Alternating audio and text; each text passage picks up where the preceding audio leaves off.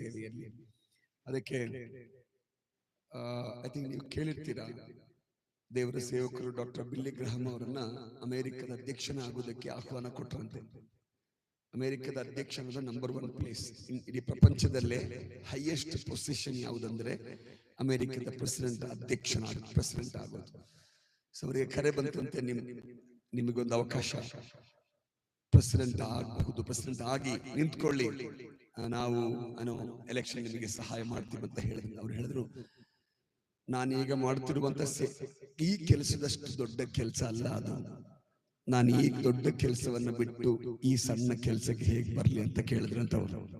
ಅಂದ್ರೆ ಅವರ ದೃಷ್ಟಿಯಲ್ಲಿ ಅಮೆರಿಕದ ಅಧ್ಯಕ್ಷನ ಸ್ಥಾನಕ್ಕಿಂತಲೂ ದೊಡ್ಡ ಸ್ಥಾನ ಸೇವಕ ಅನ್ನುವಂತ ಸ್ಥಾನ, ಮಿನಿಸ್ಟರ್ ಅನ್ನುವಂತ ಸ್ಥಾನ.